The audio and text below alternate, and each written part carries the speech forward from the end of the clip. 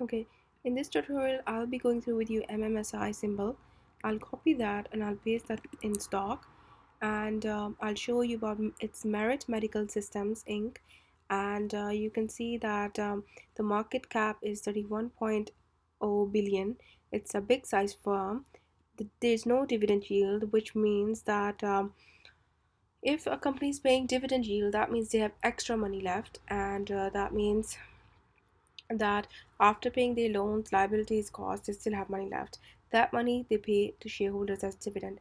So that means that the extra money means they are able to generate enough money that they are like financially so much strong that they still have extra money left after paying their costs. So which is a positive sign. But if company don't pay dividend, this company don't pay any dividend. So this could be that they don't have extra money left, so they're not financially strong maybe, or maybe they have extra money left but they want to reinvest in their business to further grow their business. So they're looking for expansion. So there could be like many reasons for it, but that's just one factor to look at it. So if I want to buy the stock right now today, I have to pay 56.38 US dollars for one stock. And when was this founded? I can just see 1987. Okay, and this all information you can get from Google. So right now I'll just copy this exactly and I will paste it and I will type in Indeed and I'll say reviews, and I want to see what the employees have to say about it. So you can see there are 118 reviews and it's 3.5 stars, so it's above average. And you can go through yourself what the employees have to say, and it just gives you a better picture from inside. And I want to see it in Glassdoor. um, in Glassdoor, it's 186 reviews and 3.4 star. It's above average. So you can just go through yourself regarding that. And I want to see if it has any patents. I'll just go to Justia Patents, which is brilliant website for that. And let's see if it has any patents. And I'm not interested in inventor because these are people who have invented but they don't have full rights. What I'm looking for is applicant or assignee. So I'm looking at that 2013 they have patent, 2013, 2013, 12, and so on.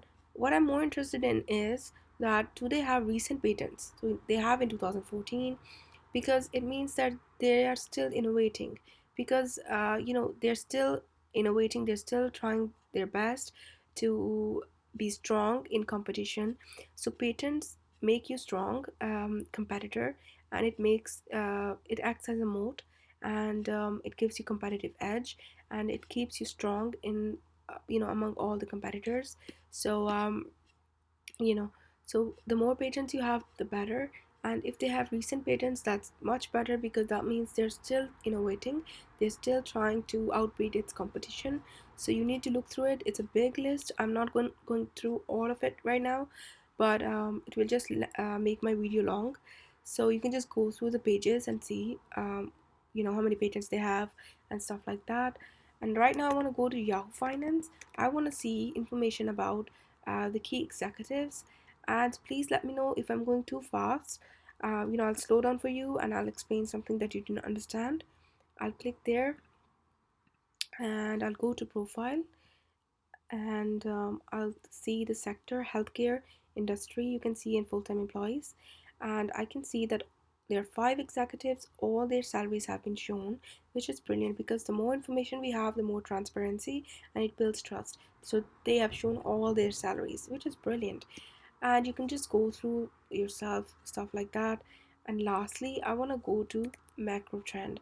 It's a brilliant website to find out the ratios of the firm. Just go to price ratio and then PriceBook Ratio and type in or paste in the name or the symbol. I'll just type in the symbol actually, and that's it. And now this website takes a bit of time to load the data because it's a lot of data. So don't worry, be patient, but it does a lot of work for you. You don't need to calculate, don't need to know the formulas, or you don't need to be good at maths, or I'm not good at maths, and I don't know the formulas and everything, but it's very handy website. But you just need to wait a little bit because it's a lot of data. So let's see. And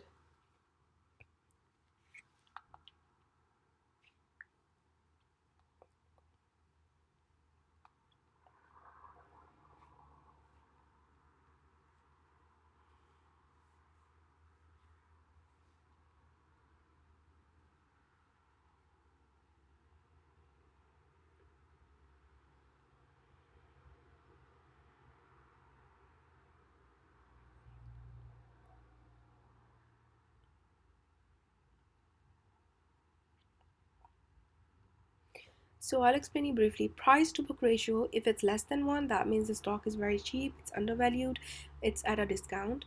So it's ideal to buy that time. If it's 1, that means you're buying the real worth. It's not expensive, it's the same price that it's worth for, which is also good. At least you're not buying it expensive. If it's more than 1, that means it's expensive. The higher the number goes, the more expensive it will get. Right now, it's 3.29. It means that the stock is 3.29 times more expensive to buy right now. So, which is, but it was 3.71 times more expensive in 2018 June. If you just go up and look, and you can see that the stock was, somebody who bought that time paid $51 to buy something that was $13. So $51 to buy that was $13 worth, which they paid a lot of money. And right now it's 3.29 times more expensive. And the lowest it was, I think, in 2014 September, when it was 1.21 times more expensive. So you can see it was, people who bought that time, they paid $11.88 to buy something that was only $9.81. So there's a little bit difference, but still it's a bit expensive. But right now it's 3.29 times expensive. So it's up to you to find out, like, if you want to wait for it to come down, the price book ratio, or if you want to buy right now. So it's up to you to decide.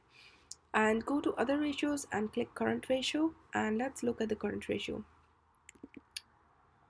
For this one, if the ratio is less than 1, that means the stock is very risky. If the ratio is 1.5 or more than that, that means the stock is very, very secure. It's very, very good margin of safety. So look for 1.5 or more than that.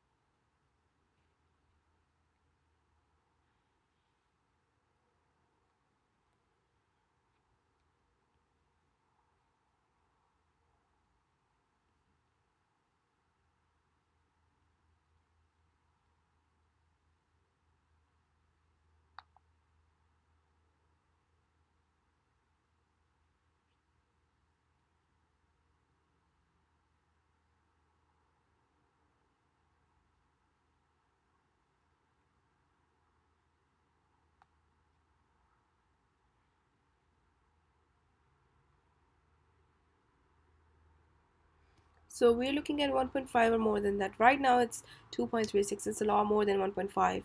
So it's a lot. It's very, very, you know, it's very, very safe stock. There's a lot of margin of safety. It's brilliant. Let me see the previous trend, if it has ever been below 1.5. So no. So we have data since 2005 up till now. It's 14 years. Since 14 years, it's always been above 1.5. So it has always been, since 14 years. It's consistently, it's a safe stock, which is brilliant. And let's look at debt equity ratio. For this, I'm looking at zero point 0.5 or less than that, for it to be safe.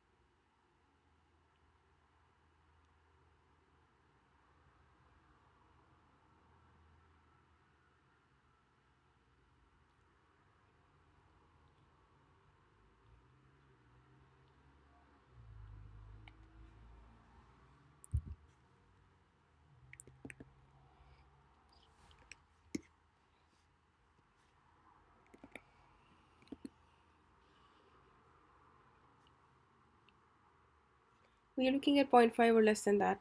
It is less than zero point 0.5, and in 2018 June, it's more than zero point 0.5, which is, it means it's risky. It's risky in March as well, and before that it's, and then, like, there are fluctuations. Like few months it's less than zero point 0.5, then few months it's more than zero point 0.5. So you know it's not consistent, I would say, but right now it's less than zero point 0.5, so I'm not sure what to say. It's been like since September 18 until now, it's less than zero point 0.5, so there's no consistency as such. So, I wouldn't say it's a safe stock or risky, but it's up to you to decide, because ratio I'm looking for is zero point 0.5 or less than that. So, it's just fluctuating after every 2 or 3 months. Uh, you know, there's no consistency as such. Let's look at return on equity. I'm looking for 8% or more than that.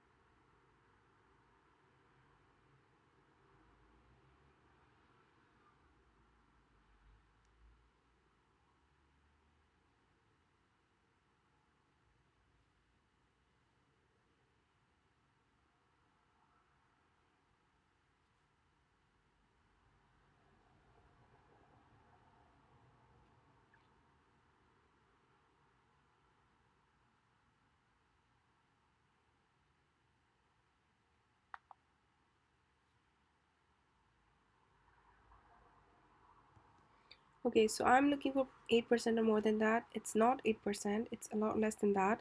Although it's a positive, it's a positive equity, so it's not negative. It is returning 4.92. There's return on equity of 4.92.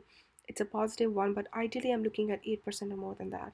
So, it hasn't it is a positive consistently, but the one I'm looking for, so since 2005 up till 2010, it has consistently given more than 8%, which is ideal. But then after 2010 up till now, 9 years, recent 9 years, it has always given less than 8%. So, although it's a positive equity, so but it isn't 8% the one I'm looking for. So, I need to be careful about that. So it's up to you to decide.